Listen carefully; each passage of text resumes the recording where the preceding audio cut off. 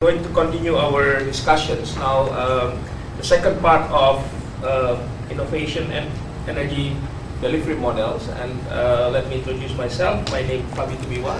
I'm working with NGO called Institute for Essential Services Reform based in Jakarta, Indonesia, that has been working on energy and climate change issues, and involved in several initiative on energy access.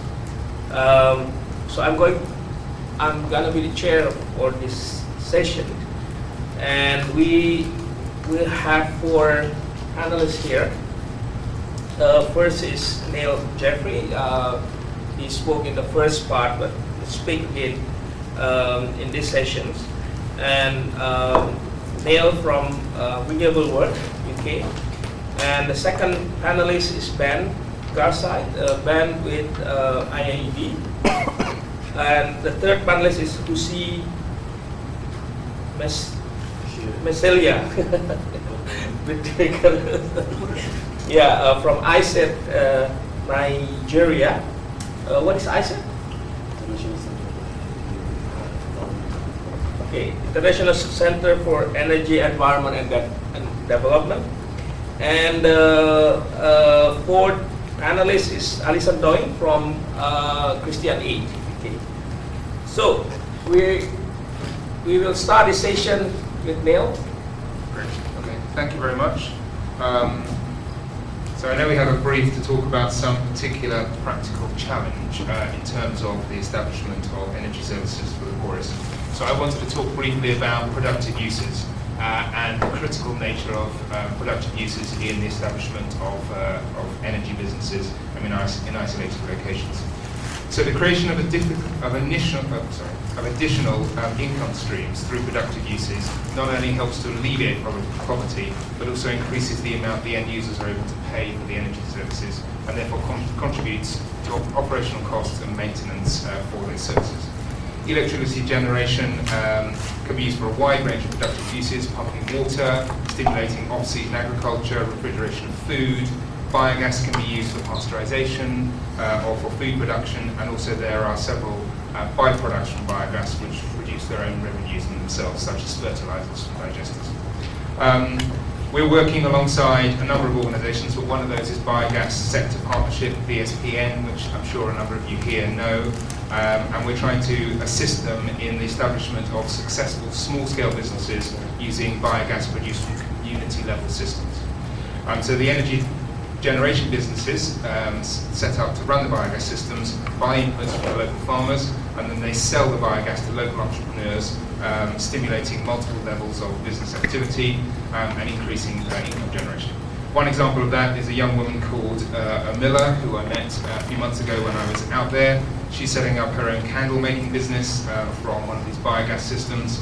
She was trained by BSPN in entrepreneurial skills.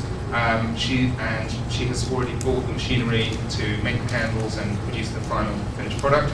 Interestingly, she scoped the market, worked out already where to sell, and has worked out her business plan in terms of how much to sell, how much money she's going to bring in. So that would be 600 candles a day, $25 from the sale of that amount of candles, which if she alternates her production and her sales days will bring her in $75 in the week. Looking at the benefits of productive uses, resilience is significantly enhanced by productive uses, not only because of the financial sustainability, but also because of additional benefits that those products will bring to local communities. Societal benefits are significant, so water pumping and agricultural processing improves hygiene, reduces the amount that women and girls, for example, need to spend on collecting water and household chores, and such things as electric mills reduce the amount of time required for grinding corn and maize or other cereals, sometimes by a factor of up to 10.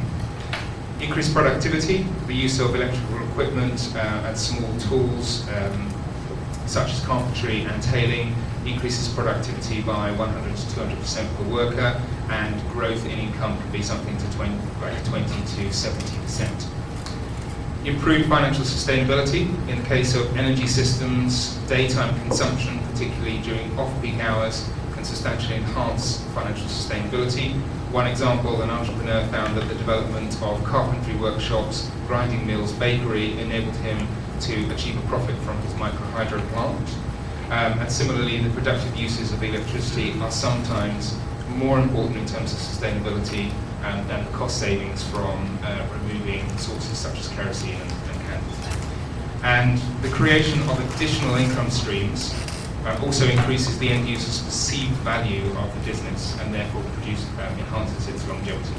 In terms of challenges, it's not always easy to develop successful income generating activities. They need a great deal of support. And often local people cannot compete on price and quality in terms of the products and services that are in that market. It's very important to try to prevent oversaturation of the market, which may impact the commercial viability of those businesses. And particularly, you can particularly see intense competition when there's a fixed demand for a particular service. If everybody tries to do the same thing, then it means that obviously the price for that service will drop quite significantly. It may be necessary for governments and external bodies to invest into market enhancements, improve communications, roads, transports, access to markets, which would improve the viability of all of those productive uses. And without complementary programs, the full socio-economic benefits from electrification may not be realised. And finally, simple technology is, whilst excellent in terms of producing certain benefits, such as lighting, may not be that flexible in terms of more complex business models, i.e. small-scale technology is not powerful enough for a whole series of things like heating, pasteurization, and running tools. So that's why you need much larger systems, and that goes back to the whole subsidy and capacity building we were talking about. Okay. Thanks. Thank you, Neil. It's very concise and also on time. 5 minutes. All right. So for the second panelist, Ben, I you have your 5 minutes. Yeah, I think I'll speak without a microphone if everybody can hear me. Then you have to speak up. I can speak up. I can use it if you want. Use better. Use better. Use it. Okay. The audience has voted. What I'd like to talk about is a little bit around the challenges of adapting services to context, and some of the things that are challenging in terms of the financial flexibility of different delivery models.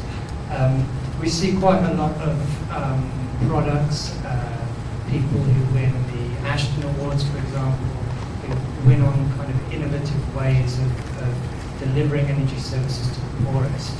But some of the things that we notice with that is that there's usually some kind of innovation, either in the product itself or in the finance model or the way that it's delivered, for example, through the distribution network.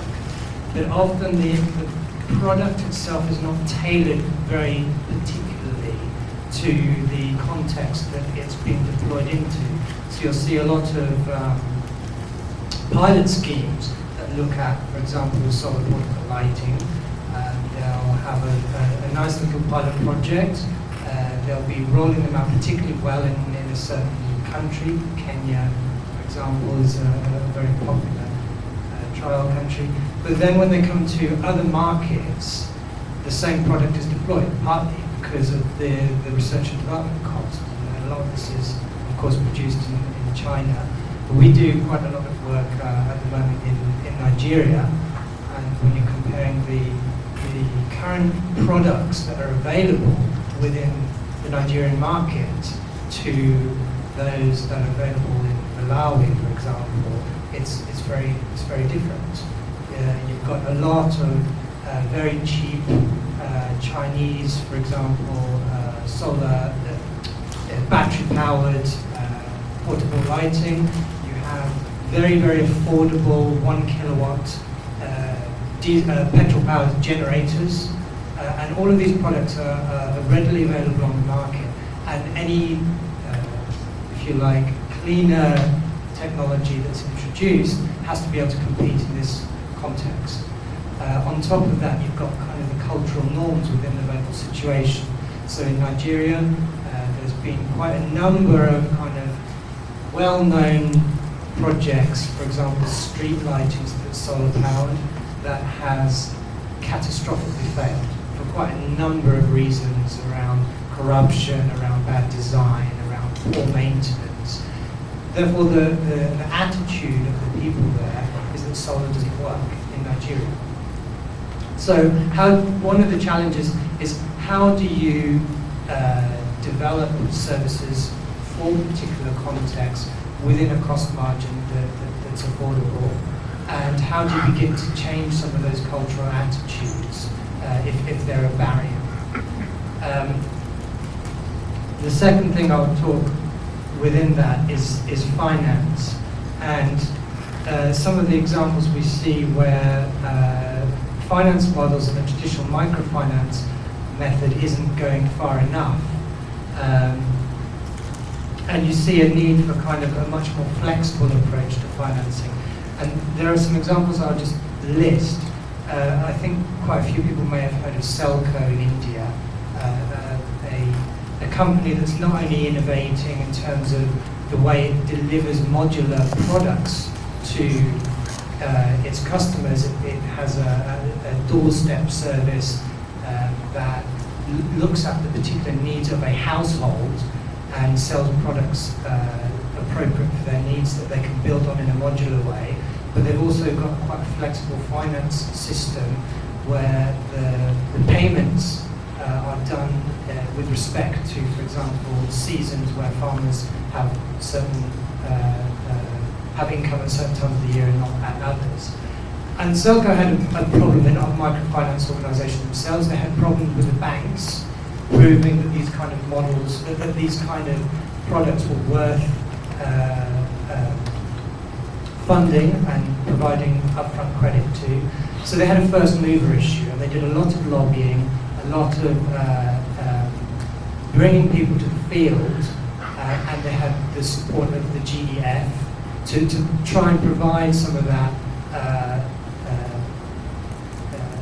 first mover, to overcome that first mover blockage problem and provide some confidence within the market. And with that, they've been quite successful. They now have quite a number of organisations who are lending with a much more flexible payment structure.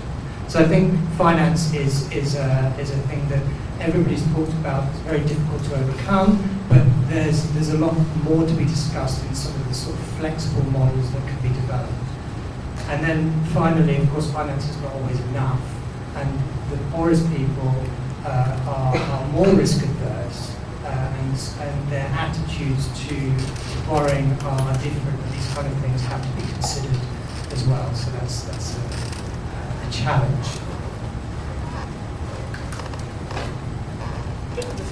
Thank you. Thank you. Not working. Yes. Yeah. Thank you. It's very concise as well, and we'll continue with the next panelist, Lucy.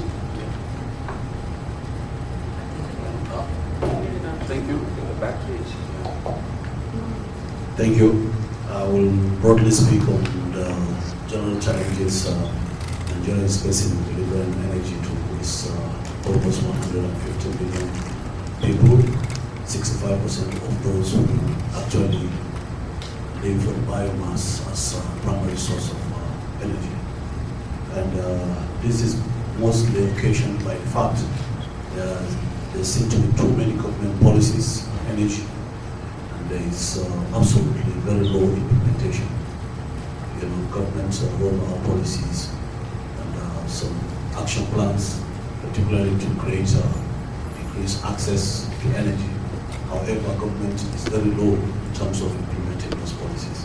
So that actually is Nigerians' biggest pain, because government say one thing and hardly actually follows it through.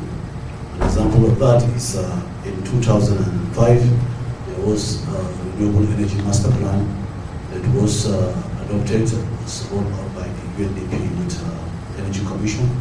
And one of the targets is that by 2015, 10% of the national energy mix will come from renewable energy. However, that project, that document, as I speak, has not been implemented. In fact, it's subject to being reviewed currently. So there is a great low implementation from government.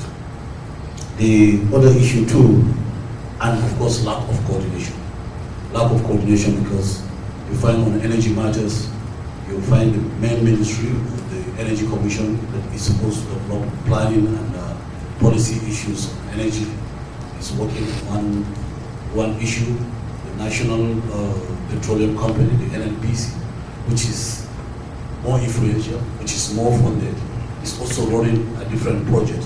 In fact, like the National Biofuel Policy was primarily a document of the NNPC exclusively, and that was even gazetted without the participation of other stakeholders, including the Energy Commission.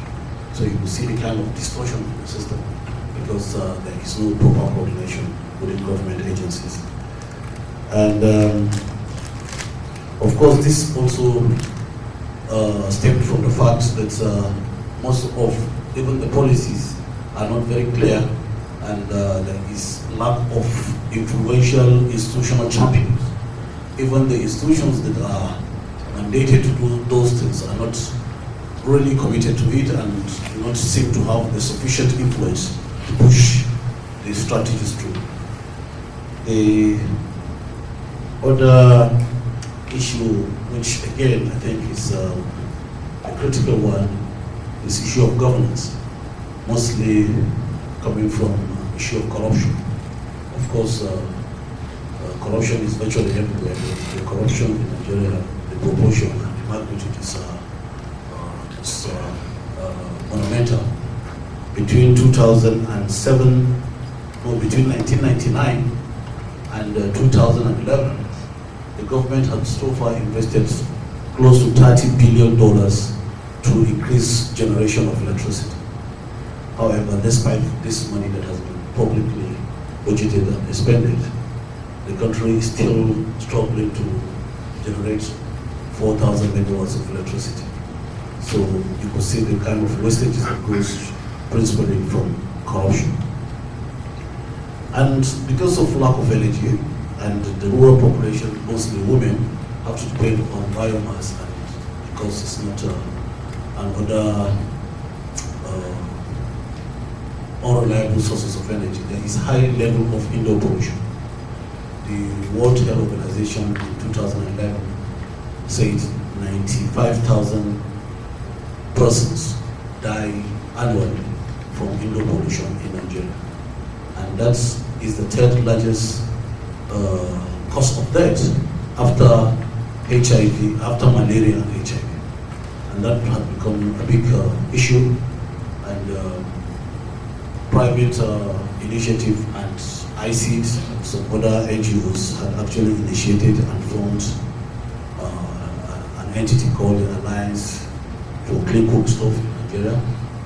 And the alliance is made up of private sector, some oil companies, O&O and IGP, and then some government ministries, and then some civil society and some private individuals. And the idea is to increase access, clean, affordable cooking implements for household users. And it's set up an ambitious target of rolling out or deploying about 10 million clean cook stove by 2020. And in line with this objective, sometimes last month, May, the month of May, in collaboration with the Christian Aid on a project called Financing for Poor Energy Access in Nigeria, and had a first multi-stakeholders meeting, and for the first time, because of the desperate situation and the energy crisis, we've got government agencies, we've got banks, we've got oil companies, and for the first time, all coming around the table and agreeing to be part of this alliance objective, trying to see if we can meet those targets. And one of the targets is to see that government increase its commitment to creating access for the poor, because as it is, government is more interested in big, major projects, not the smaller one. Government is obsessed with creating big thermal stations, creating big hydropower stations, while the small renewable energy sources or sites that are available have not been fully exploited. So government have this penchant of pursuing bigger projects and leaving the less smaller ones. So the idea of one of the main objectives of the alliance is to try to engage government so that government increase its funding or commitment in providing funding for the alliance or supporting the alliance to meet its said objective. And I think those are the few examples. Of course, there was a mention of the issue of private sector and financial institution not getting too much involved in the issue of energy.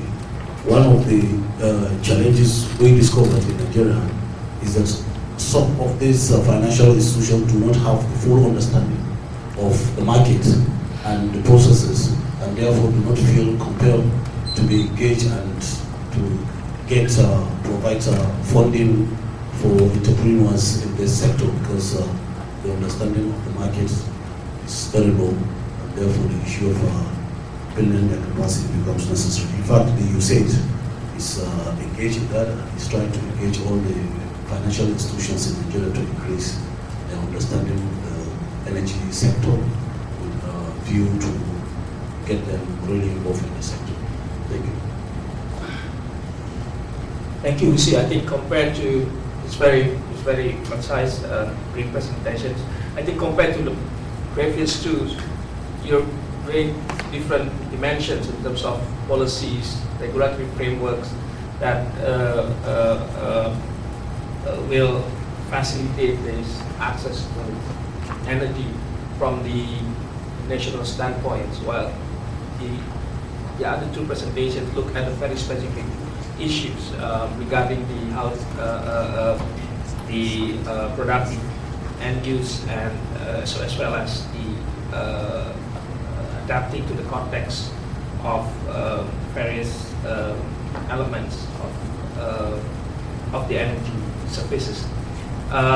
So we're going to continue with the last panelist, Alison. Thank you very much. I'm going to pick up actually on the last couple of points you made, Lizzie. I was very pleased that you mentioned in the air pollution that the fact that 2.7 billion people around the world cook on an open fire, on dung, on wood, on charcoal, on anything they can find that they can cook with. A number of years ago, I was involved in a project that was monitoring how much smoke was in a Maasai house, and the health and safety regulations say there should be no more than 50 ppm, 50 parts per million in any airspace. If it's above that, all your workers go out.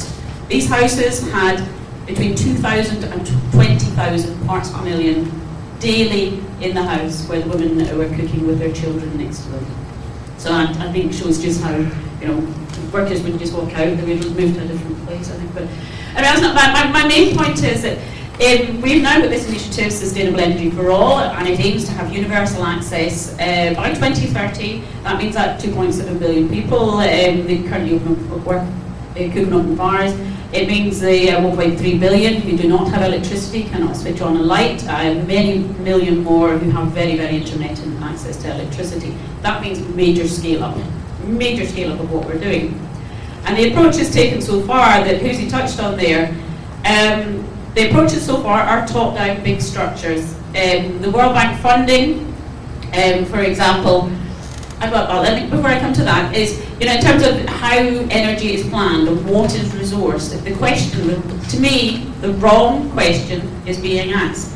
The question when a multilateral donor or a country goes into an energy strategy, they ask, what is the cheapest way of delivering a unit of energy on a grid? And the cheapest way, if you don't include the environmental costs, is through coal, is through big hydro, is to get it onto a grid. If they genuinely are interested in delivering to a poor person in a poor household, the energy that they, that woman to cook with or whatever, they should be asking, am I delivering that? What is the cheapest way of getting that energy to that person? Well, not even the cheapest, the most effective way of getting energy to that person and that household. So what happens is that by asking the wrong question at the start, they end up with the wrong technology, often dirty, destructive technology, the wrong funding models. The funding models, as we've heard earlier sessions, the funding models drive money to big projects. We get rid of money as quickly as we can, we go to a big company. It is much, much harder to give lots of small loans or give lots of subsidised projects to see the end delivery, but much, much, much harder to set up a finance mechanism. It's much, much easier for a World Bank executive, to give it to their local officer to give to a very, very large project. But we don't need that. That approach so far has not delivered. It's just not delivered. So by asking the wrong question, you get the wrong technology, you get the wrong funding. We heard earlier about to get to local people, you need local ownership. You end up with the wrong. There is no ownership. It is definitely. I expect a grid to maybe come to me sometime in the future if I have a politician who's in the right place. It's the wrong. You end up the wrong ownership of the project. And just to highlight how the world, often the big I focus on the World Bank because we work in the World Bank, but it's not them exclusively, it's other multilateral development banks, it's many national governments around the world. But just as one example of where these wrong approaches are being taken really is that the World Bank plays very, very strongly in its Lighting Up Africa programme. We're going to light up Africa, we're going to put solar panels or small technologies across Africa. The Lighting Up Africa program gets a few tens of millions of dollars. A few tens of millions, that's not bad. But the Medupi power plant, one of the biggest coal-burning power stations in South Africa, was given something like 3 billion. So I know it's a loan. I think the Lighting Up Africa may be more grant focused. I'm not sure of the detail. But it's this contrast that there is peanuts going to the local access. Absolutely peanuts. Whereas the billions are going to these big structural, we'll put a grid out and maybe it'll somehow. And the World Bank, how do they say, the way they say whether they're delivering to people is we'll put megawatts onto the grid and we'll assume that 20,000 people per megawatt or however many thousand per megawatt. There's an assumption that people will be getting energy. There is no assessment currently. And they are making, to be fair, and Helen actually can tell us more about that, there is a move to have better assessment of the impact of the World Bank and other donors' impact actually on the ground, moving slowly, but still the current method is, how many megawatts we're putting on a grid. So to me, the wrong question, am I finished? Yeah, I'm up now. The wrong question to ask is we need to be pushing moving that question, not the cheapest way, but actually, am I making the impact? Thank you, Alison. Yeah, we have heard all of these four panelists mention about the challenges, and there is a lot of challenges in delivery energy service for the poor, from national policy context, from local context, from situation, from competition probably, from institutions that influence policies making in global and national level. So we have heard this. But we will continue before we go to the answer discussion. But if all the panelists can share what will be the key principles in terms of building energy delivery models based on your experience as well as the challenge that you mentioned before. Can we start with Neil? Thank you. Okay. Just to pick up on the points that various other panelists made and from the discussion that took place in the last panel, for me, the overriding principle is what does the enabling environment look like? If we're going to try and stimulate activity in terms of energy service for the poorest, then what's the support mechanism that exists across that sector? And I think we've had a lot of critique from various panelists in terms of the fact that there are a series of elements missing from that. So what do we think that enabling environment looks like, and how does that ultimately take us towards building a sustainable sector that responds to a series of different consumer possibilities, both off-grid, on-grid, and for the poorest consumers as well as middle-income consumers.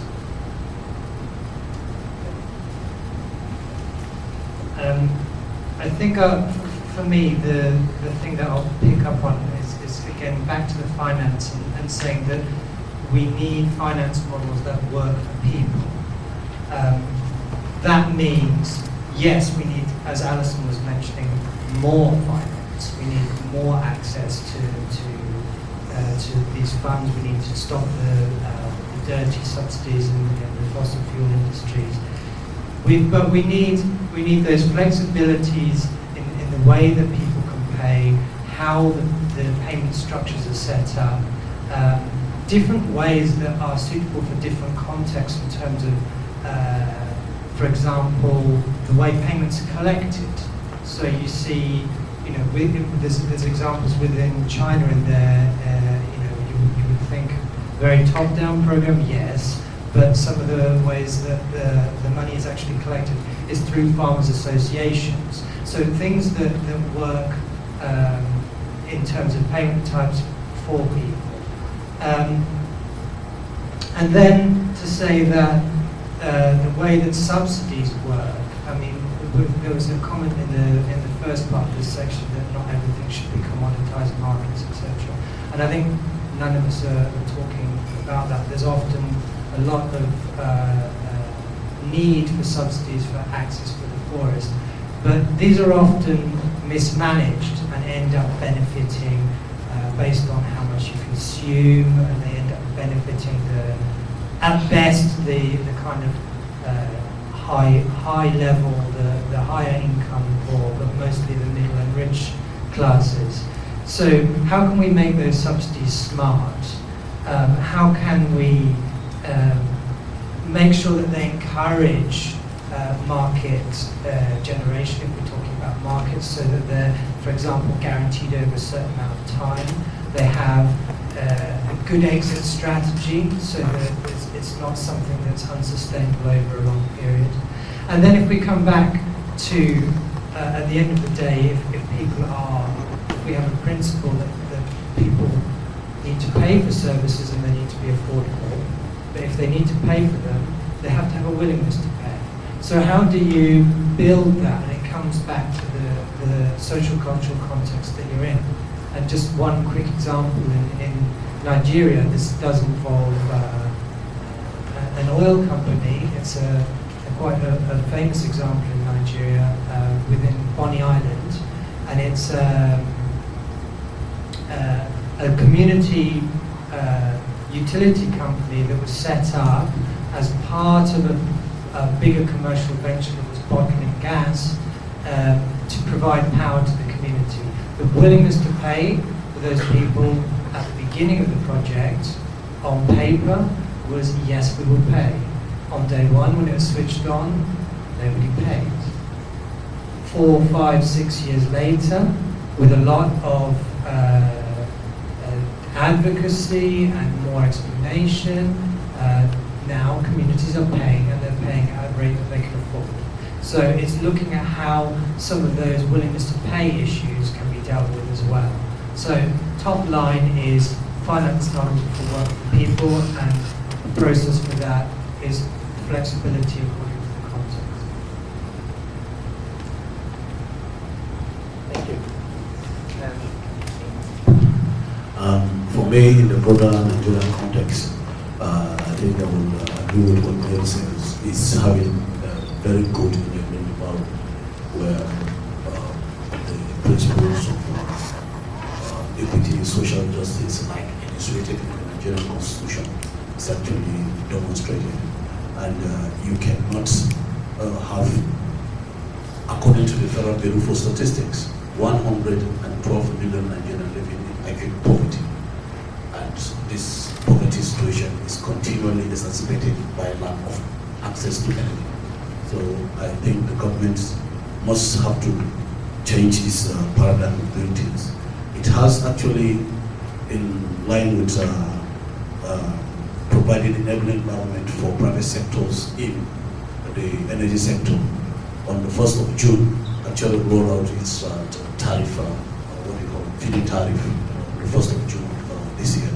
And hopefully that will form the basis upon which we will begin to see some improvement, particularly in terms of private investment in the energy sector.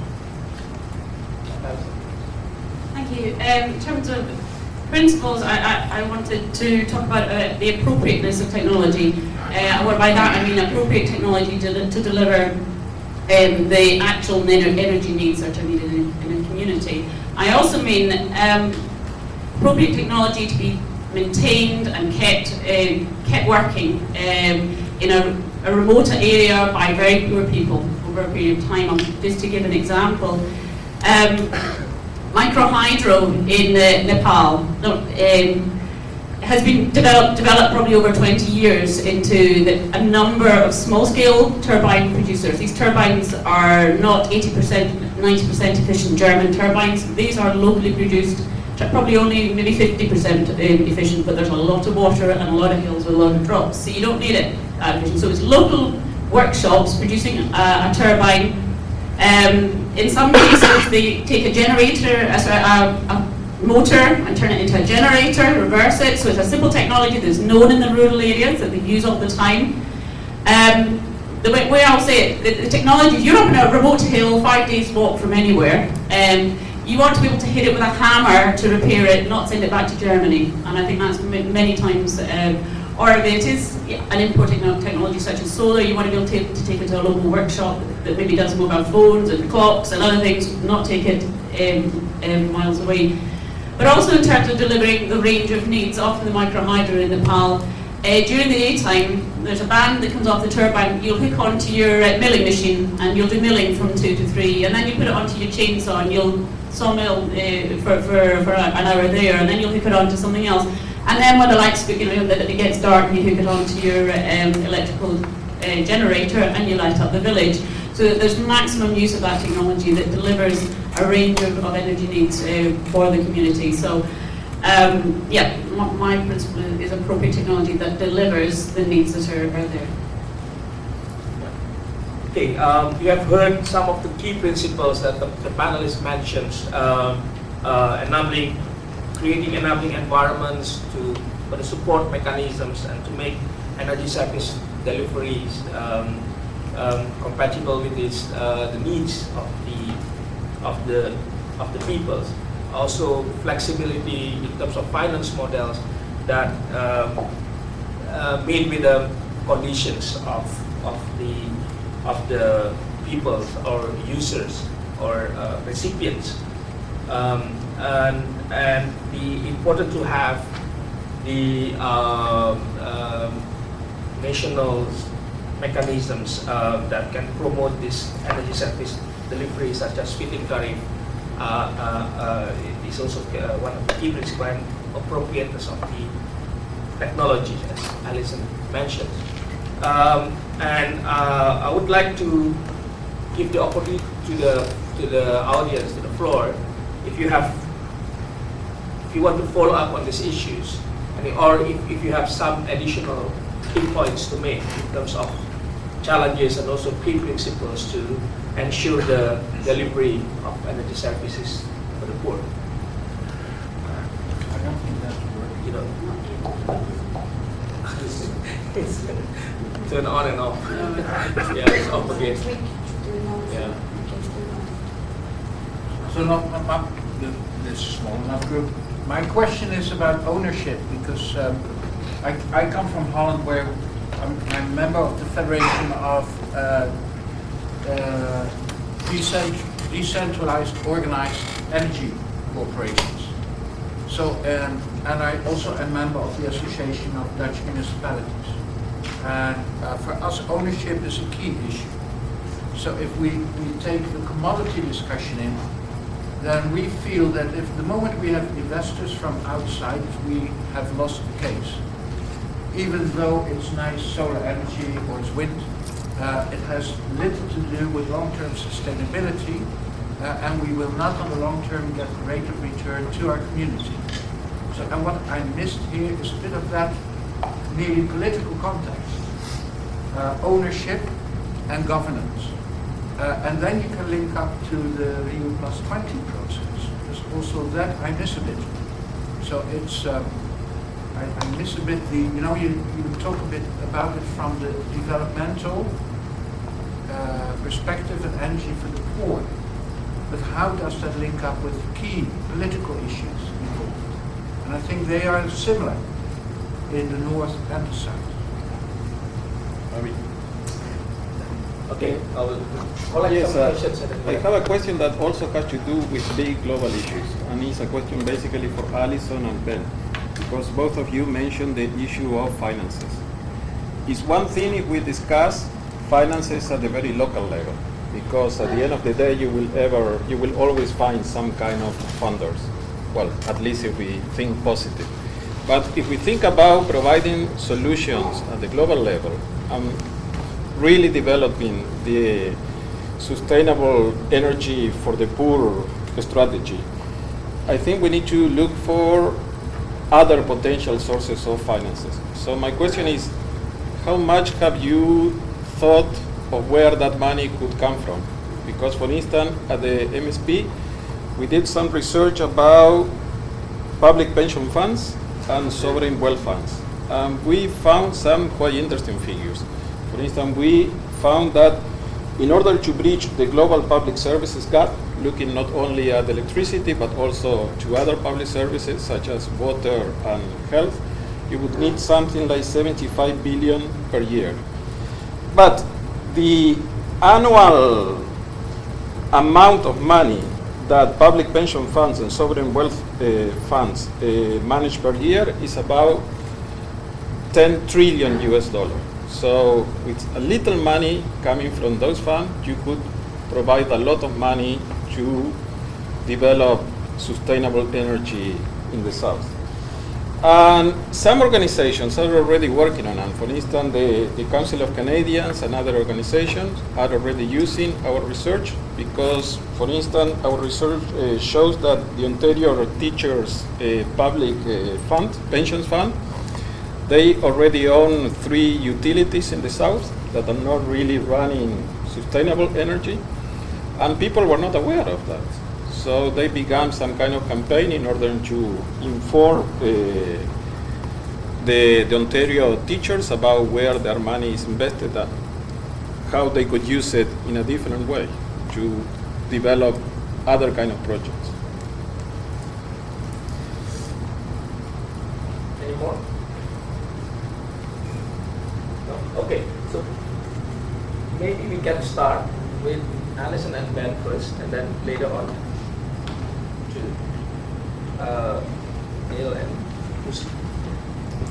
Ben or Alison? I'm quite happy just to give a quick, and I think kind of what I was implying in my presentation is that certainly there are some funds out there. For example, billions go through the World Bank, billions go through the Multilateral Development Bank, but they're not actually being used for the right thing. So there are some funds out there. It's not the trillions, we talk about, but there are funds out there, and it's up to where does that come from? It comes from aid money, which comes from my taxes. I ought to have more say in how that's being spent, and it's public money. It should not be supporting a gas pipeline that's going to export gas from Peru to another country rather than delivering to Peru. It ought to be delivering energy needs to those people where they are, those affected by the pipelines. It's very much so. My question is my taxpayers' money going to aid that's actually delivering the outcome that a development project? So there's that element of it.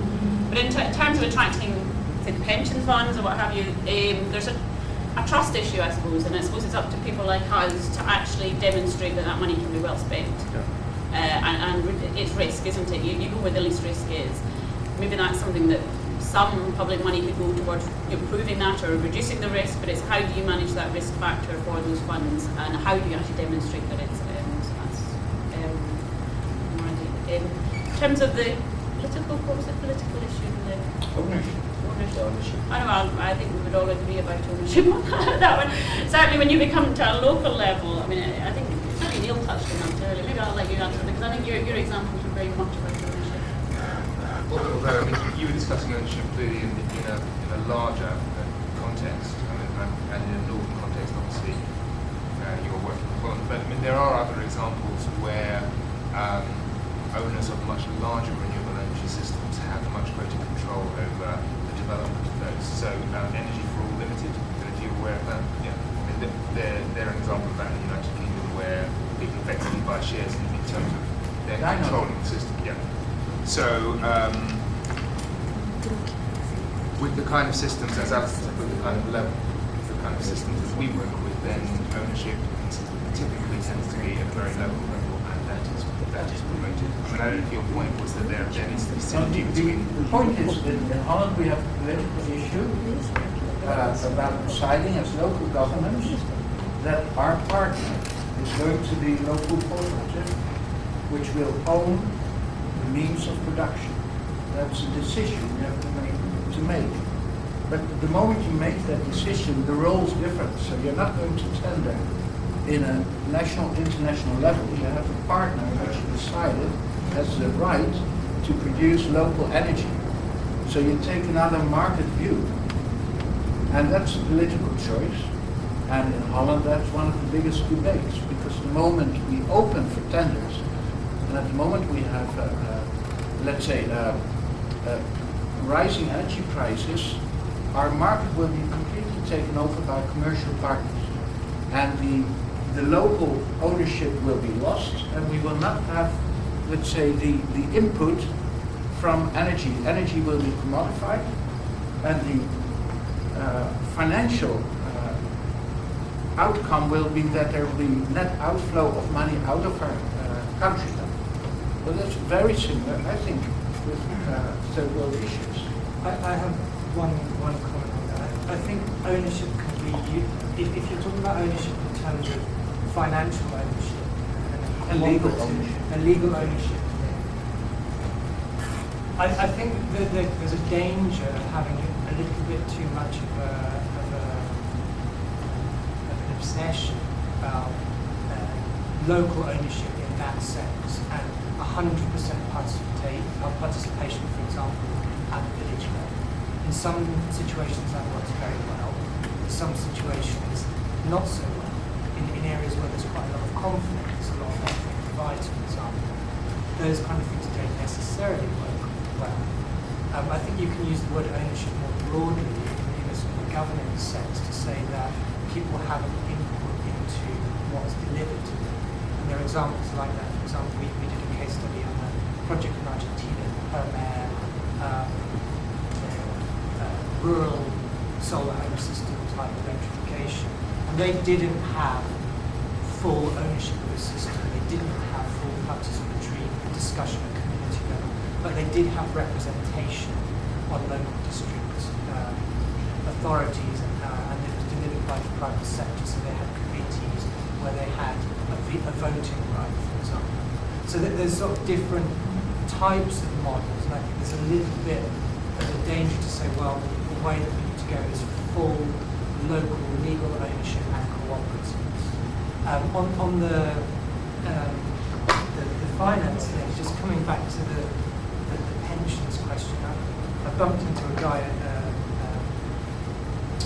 a session I went to that was looking at these kind of mobile phone banking payment systems, the M-Pesa revolution. Can you use the mic? It's not working. Mine It's is not working. Louder. And he was somebody who was working he was an investor, he was like a broker for pension funds, etc. Of course, one of his issues was scale. You know, he has to invest X amount of money. He's got people coming into him. He has to get it out the door as quickly as possible. So his issue is, how do I get that into very small projects? And if you look at things like carbon credits, most of the sort of gold standard stuff goes to huge projects in Asia and China and things like that. So I think that is a big challenge. And I think the second challenge is, leading back to Emma's presentation, is rate of return. So some of these projects, even though they might be financially sustainable, even though they might have a surplus, are not enough for investors, even for ethical investors. So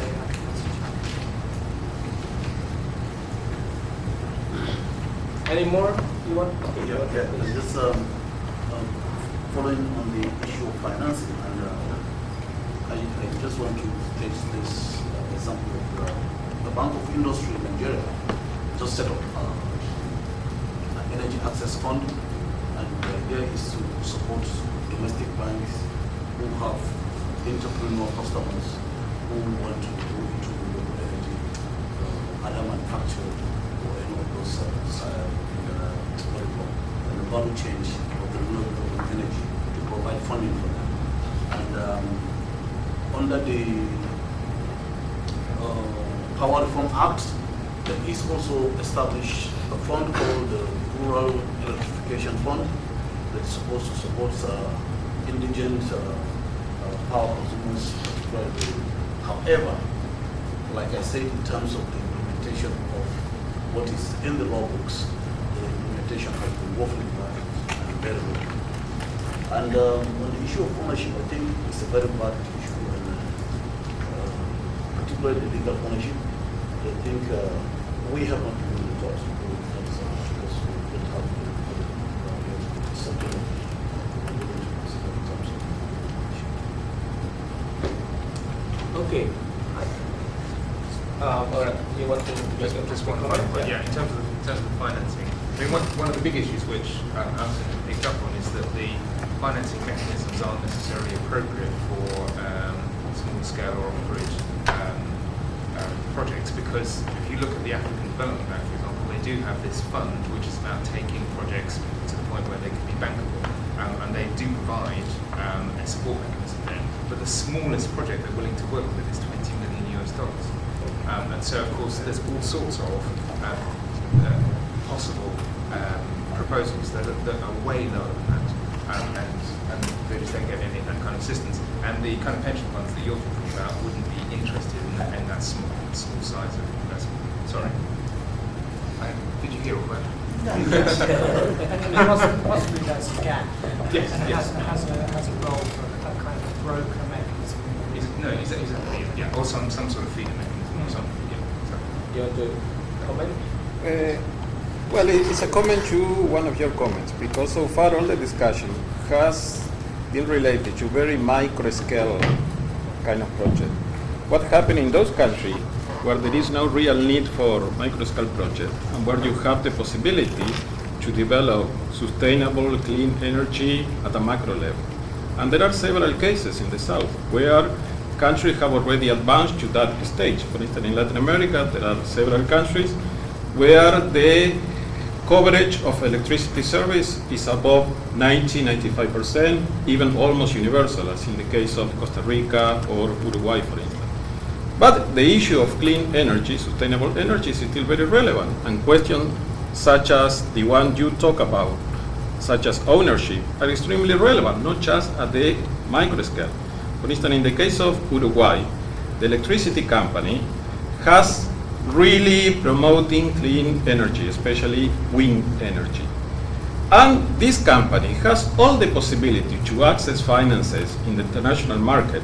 There is also a lot of local capacity in Uruguay in terms of technological development, especially the School of Engineering of the University of the Republic has done a lot of research on wind. But still, the company has decided to open the market to international competitions, and this is a big problem because issues such as ownership becomes a real problem, because sustainable energy can have a lot of positive externalities that are lost when this issue of ownership is not discussed. That's why, for instance, Friends of the Earth Uruguay, Redes, and other organizations are on the one hand very happy that the national electricity company is promoting clean energy, but on the other hand quite concerned that the liberalization of the market doesn't take into consideration these kind of problems. Okay.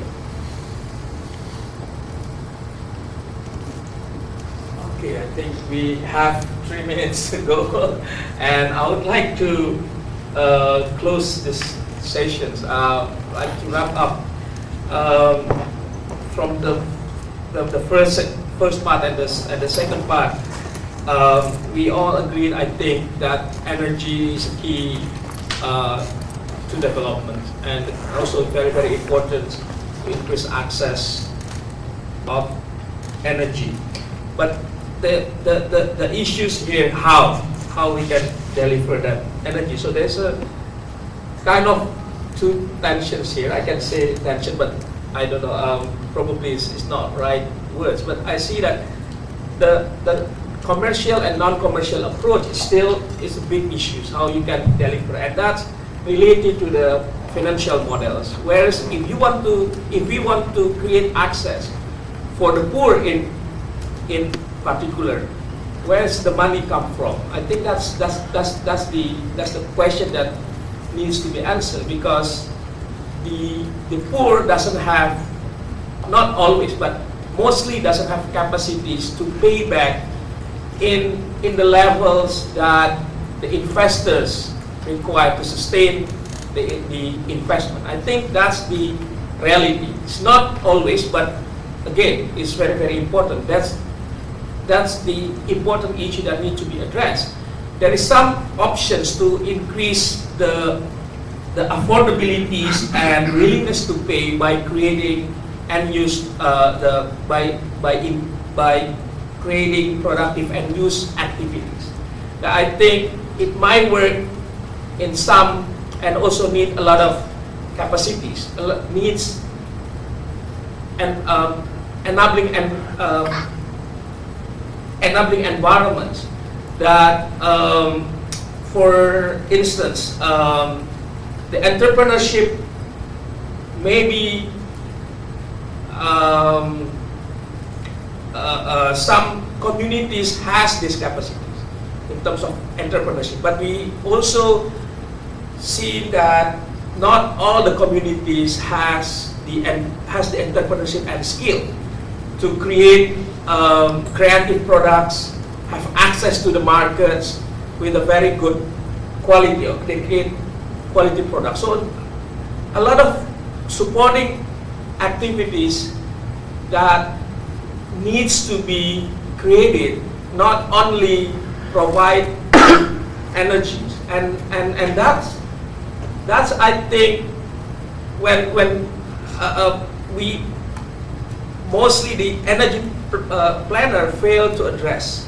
So just give you also examples that this productive end use might not be also can be applied in all cases. For instance, in Indonesia, I just give my experience a little bit. In Indonesia, in one area, the only possibility to increase access for energy as well as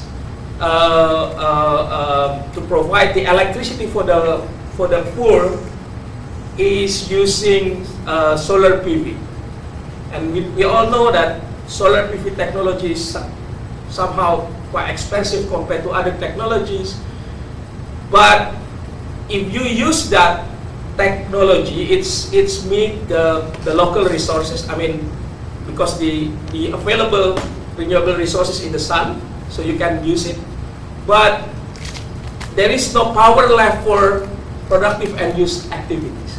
And these people are really, really poor. So they even to pay the initial capital for this solar PV is not possible for them. So that's that issue where productive end use also have some limitations. All right. Okay. And I think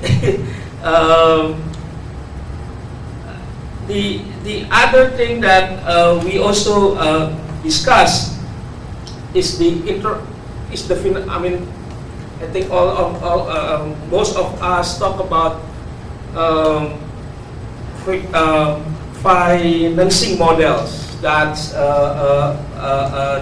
I think need to be addressed. How it's flexible enough to meet the capacities and also the